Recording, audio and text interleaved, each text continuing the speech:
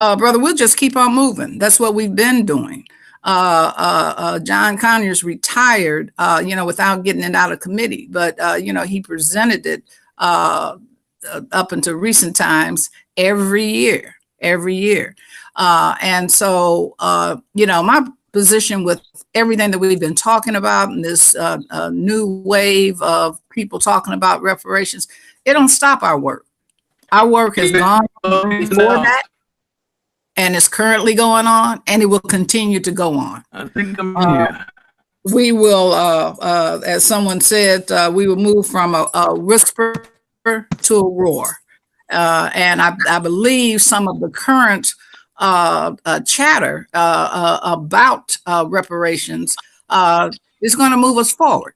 I think young people have a lot to learn. They need to read. They need to look at their history so that they don't have to repeat it.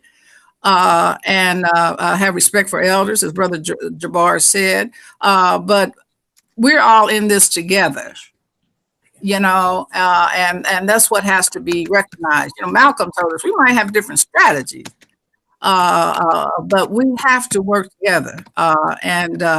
If you don't feel like you can work with us, it's not going to stop our work. We're going to continue to work. All right. Just one quick, and just Baba Ari was able to successfully join. Brother Ari. Hey, Ari. Greetings, Brother Ari. We have Minister Ari and we have Baba Cam back on the line. But just one quick follow up, because you said, brother, let Cam respond deeper to that question that you asked, if you don't mind. About HR 40. The question was about revisions currently being made to HR 40. Okay, HR 40 was revised. There are no more revisions to it. HR 40 historically has been a study bill. It was revised at the request of the National African American Reparations Commission after we NCOBRA. At that time, I was the Legislative Commission chair of NCOBRA and held the seat on the commission. And HR 40 came up, and I gave a presentation around the fact that NCOBRA was not behind that bill as it had been in the past, because the bill was pretty much obsolete as it was written. It was written to determine whether or not there were any injuries currently among people of African descent living in this country as a result of the periods of enslavement and Jim Crow segregation.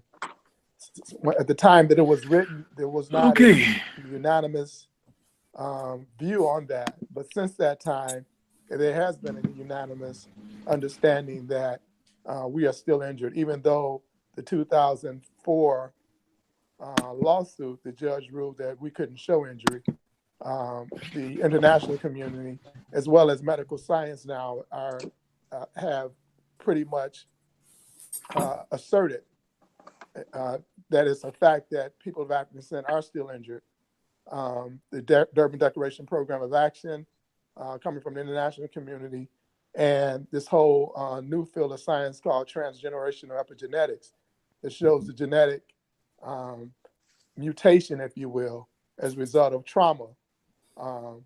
So it's been passed down. The gene alteration has been passed down to all descendants of African people in this country who has an ancestor go through the traumas of enslavement and Jim Crow segregation, and even compounded by police trauma today. So HR 40 didn't have to study that. We didn't need a bill to study that anymore. That was proven.